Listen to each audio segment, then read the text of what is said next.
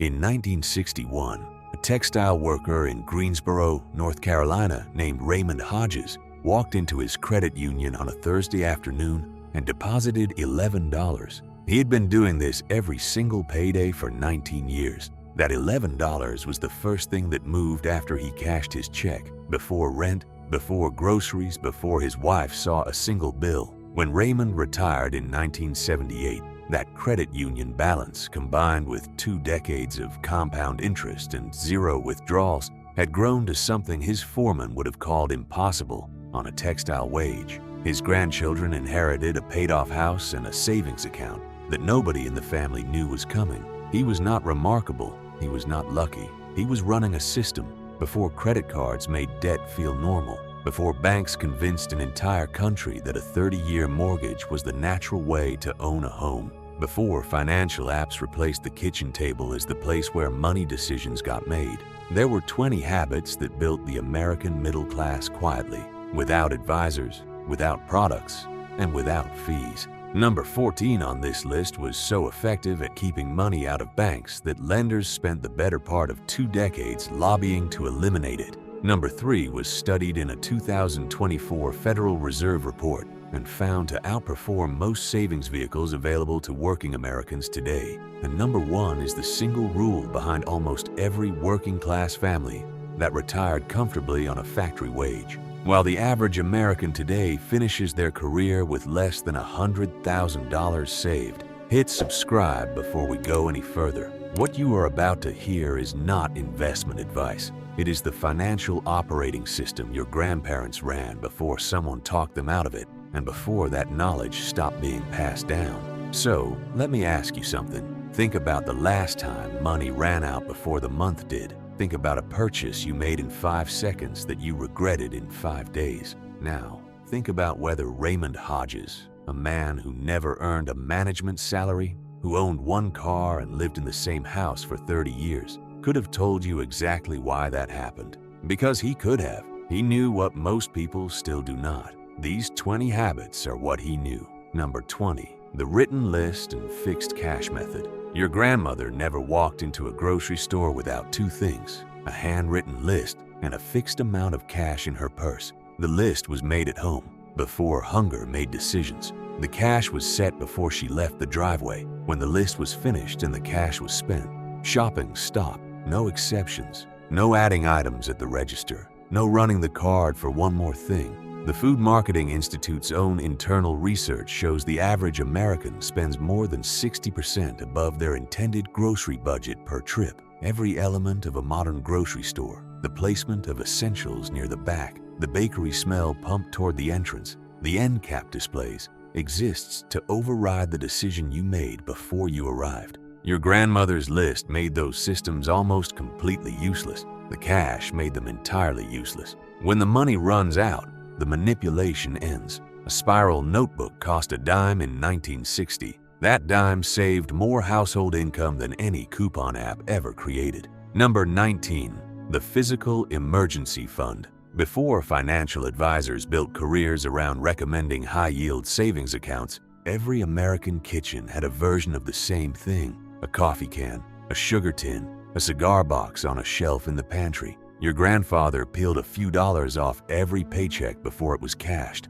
before bills were paid, before anything else moved. The money went in and nothing took it out. By the end of a year, hundreds of dollars sat in that container earning nothing and costing nothing, and available to nobody except the person who put it there. A 2018 study from the University of Michigan found that people who save physical cash in a consistent location save significantly more over time than people relying on automatic bank transfers. The reason is psychological. When you can touch money, you think twice before it leaves. When it exists only as a number on a screen, it disappears without friction. The coffee can work not because it was sophisticated, but because it was real. You could hold it. You could feel it getting heavier. Banks have no interest in reminding you of that. Number 18, mending before replacing. Every grandmother had a darning egg, a sewing kit, and a principle. If something can be fixed, you fix it. A torn seam did not mean a trip to the store. It meant 15 minutes on Sunday with a needle.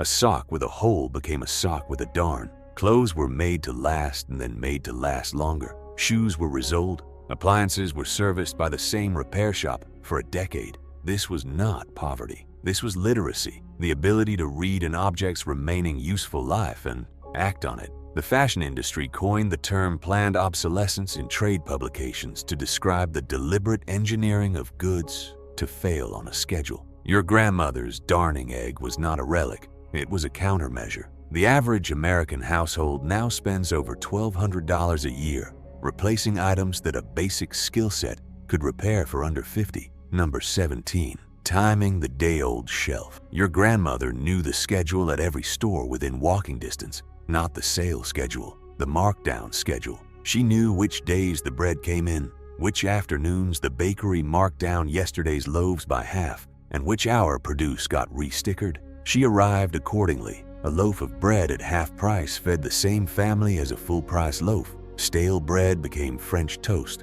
then breadcrumbs, then nothing was wasted. The USDA estimates American households throw away 30% of the bread they buy, roughly $40 a month per family going directly into the trash. The day-old shelf still exists in most grocery stores. Produce gets marked down in the evening. Bakeries move yesterday's inventory at half price to clear space for tomorrow's. Your grandmother had the schedule memorized. We have forgotten to ask. Number 16. Reusing everything in the kitchen. A roll of aluminum foil in 1960 cost less than 40 cents. Your grandmother washed it with dish soap, smoothed it flat on the counter, and used it again. Rubber bands came off produce and went into a drawer. Glass jars from jam went into the pantry for pickles. Plastic bags rinsed and dried over the faucet handle. Nothing that still functioned left the kitchen. The average American household spends around $200 a year on disposable kitchen supplies used once. $200 invested annually at average market returns over 40 years compounds into something well north of $30,000. Your grandmother was not cheap. She understood that $1 saved every week for 40 years is not a small number. It is a retirement supplement. Number 15. The layaway principle. Before revolving credit rewired American retail, layaway was how working families bought anything significant. Pick the item, put 10% down, make weekly payments. When the balance reached zero, take it home. No interest, no debt, no impulse. The waiting period was not a flaw in the system. It was the point. The weeks between selecting something and owning it gave buyers time to reconsider, and many did. Layaway built a natural friction between wanting something and having it, and friction is exactly what responsible spending requires. The credit card industry understood this. That is why revolving credit was engineered without friction. One swipe, immediate ownership, 30 days to forget what you spent. Your grandparents bought a refrigerator on layaway and paid $1 less than the sticker price. The average American now collectively pays $130 billion a year in credit card interest because we traded the waiting period for instant gratification. Number 14. Christmas Club accounts. In 1909, a Pennsylvania savings institution invented the Christmas Club, a restricted account that accepted weekly deposits and released the full balance in December. By the height of its popularity, more than 30 million Americans carried one. The mechanism was simple, and the results were consistent. Customers saved without thinking about it and arrived at the holidays with cash instead of credit card debt. Banks eliminated Christmas clubs not because customers stopped wanting them, but because customers who saved all year and spent in cash were not borrowing money. A disciplined saver is a bank's least profitable customer, the product that replaced Christmas. Clubs was a credit card with a promotional rate and a first statement that arrived in January. Your grandparents spent holiday money they had already earned. Most Americans today spend holiday money they have not earned yet and pay interest on it until spring. Number 13. Buying generic. Generic grocery products did not appear in American supermarkets until 1977, when a Chicago-based chain introduced plain white packaging with simple labels. Your grandparents were among the first enthusiastic adopters because they had already figured something out. Most store-brand products are manufactured in the same facilities as the name brands, sometimes on the same line, on the same day. Consumer Reports testing across hundreds of grocery categories found that store brands matched or outperformed name brands in quality roughly 2/3 of the time at 30 to 40% lower prices. The premium attached to a recognizable label is almost entirely the cost of advertising. You are not paying for better food. You are paying for the box. If you are still watching, hit subscribe right now and drop a like on this video. It helps more people find this information. What comes next is where your grandparents moved from spending less to actually building something. Number 12. The 30-day rule on purchases. Before the internet made one click buying the default transaction, every significant purchase required patience. Your grandfather saw something he wanted, thought about it, and did nothing for 30 days. If the desire survived the month and the budget allowed, he bought it. If the desire faded, the money stayed. Most of the time, the desire faded. Amazon patented the one-click checkout mechanism specifically to eliminate the pause between wanting and buying. The company understood from its earliest research that the longer a customer waits after deciding to purchase, the less likely the transaction is to complete. Your grandfather's 30-day rule was not stubbornness, it was behavioral armor. A 2022 study in the Journal of Consumer Research found that a mandatory 24-hour delay on purchases reduced impulse spending by 45%. Your grandfather's version was 30 days. His savings account reflected the difference. Number 11. Cash as the spending mechanism. Your grandfather's wallet held bills. When the bills ran out, spending stopped. That is the complete description of his financial control system, and it worked better than most digital tools available today. MIT researchers using brain imaging found that paying with cash activates the same neural response as physical discomfort. Swiping a card activates almost nothing. The credit card industry has known this since early consumer research in the 1970s. Contactless payment was designed in part to remove every remaining trace of hesitation from the transaction. Your grandfather was not being nostalgic when he refused to carry plastic. He was protecting himself from a system designed to override his judgment. Number 10. The clothes line. Your grandmother did not own a clothes dryer for the first decade of her marriage and saw no reason to change when she eventually could. The clothesline across the backyard cost almost nothing to install, nothing to operate, and produced results the dryer could not match. Sun-whitened sheets, wind-freshened towels, and no electricity bill attached. The Department of Energy estimates that air-drying laundry saves the average household around $200 a year in electricity costs. Over the life of a 30-year mortgage, that clothesline represents $6,000. Some municipalities banned residential clotheslines in the 1980s and 1990s as aesthetically undesirable. Your grandmother's quiet morning chore was not a poverty signal. It was a surplus building habit that an entire industry convinced one generation to abandon. Number 9. The home vegetable garden. During World War II, 20 million American households grew vegetables in their yards in response to federal campaigns encouraging civilian food production. Those home gardens produced an estimated 40% of the country's fresh vegetables. When the war ended, the families who had planted kept planting because the economics had not changed. A $2 seed packet of tomatoes yields 20 pounds of fruit on average. At current grocery prices, that is $70 of produce from a $2 investment and some water. A 2009 National Gardening Association study found that a well-managed 500-square-foot garden returned over $500 in produce from less than $70 in total inputs. Your grandfather's tomato patch was not a hobby. It was a 700% return on investment that he tended every evening after dinner. Number 8. Canning and preserving. Once that garden produced, your grandmother spent a Saturday in August preserving it. 30 pounds of tomatoes became 20 jars of sauce. Cucumbers became pickles in June. Apples became applesauce in October. Beans went into the pressure canner in July. The pantry filled and the grocery bill shrank. A jar of store-bought pasta sauce runs $5 to $7 for commercial-grade tomatoes, processed at low heat to extend shelf life. A jar of home-canned sauce from Backyard Tomatoes costs under $1 all in, uses the best fruit, and tastes like something entirely different. Your grandmother's pantry was not a hobby space. It was a food budget running on a parallel track that made the household almost impossible to destabilize. Number 7. The Sunday batch cook. One bird, 4 meals, 6 people. Your grandmother roasted a chicken on Sunday. Sunday dinner was the roast. The carved leftovers went into sandwiches on Monday. What remained after that went into a pot pie on Tuesday. The carcass simmered into stock on Wednesday and became soup by Thursday.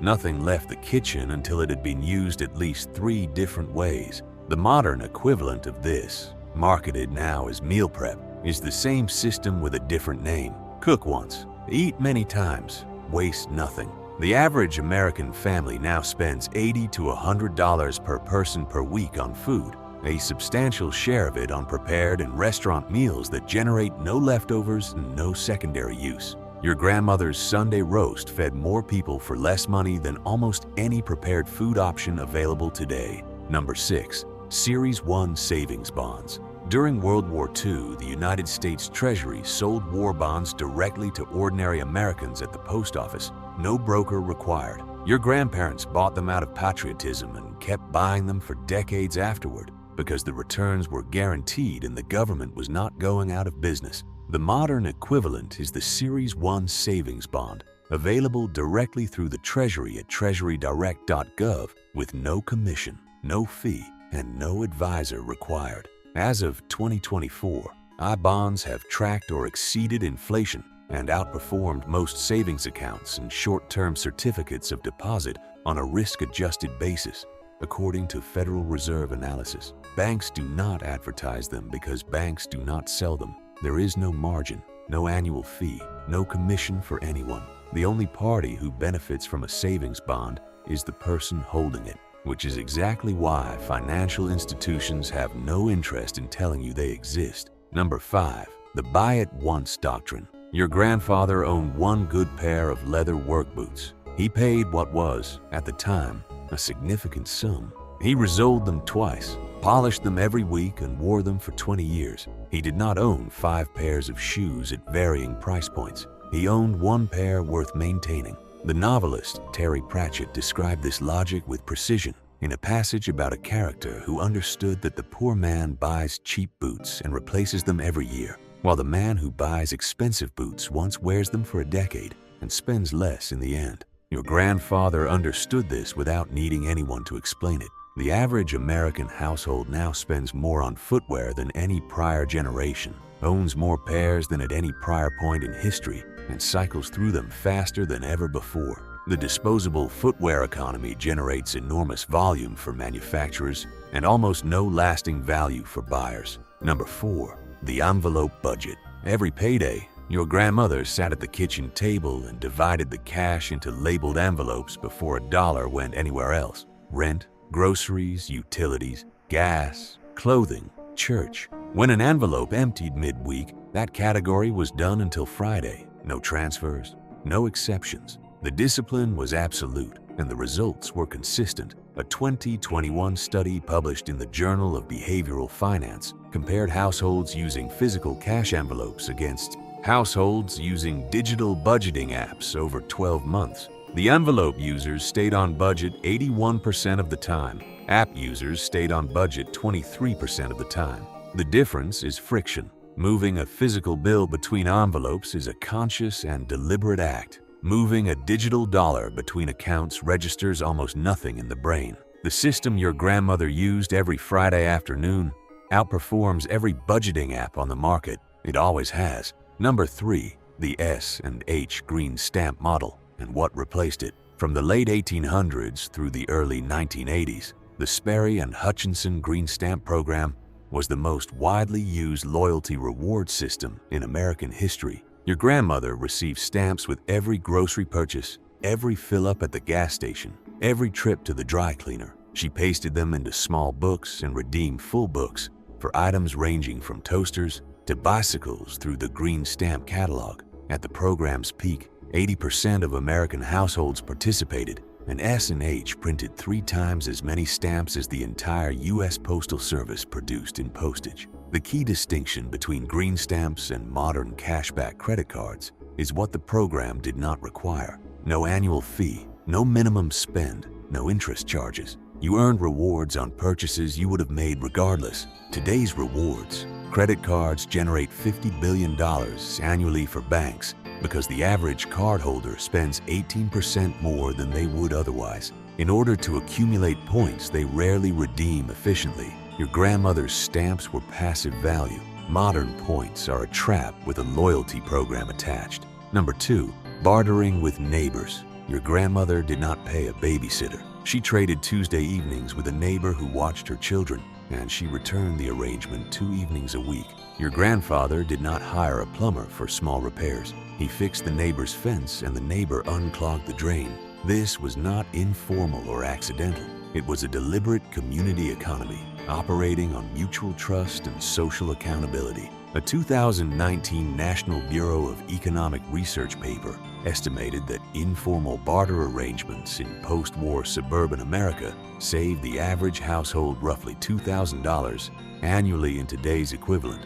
The entire infrastructure has since been replaced by app-based services that take 20% commissions and report transactions to tax authorities. Your grandmother's arrangement required nothing but reliability and a willingness to show up. She had both. Number 1. Pay yourself first. Before Raymond Hodges paid his rent, before groceries, before anything else moved in his household, 10% of every paycheck went into savings. Not what was left over, not what survived the month. The first 10% moved before the rest was touched. Then he lived on what remained. This principle appears in a 1926 book called The Richest Man in Babylon and became embedded in the financial habits of an entire generation that read it during the Depression. A part of all you earn is yours to keep. Most people reverse this equation. They pay every obligation first: rent, utilities, food, debt, and attempt to save what remains. Almost nothing remains.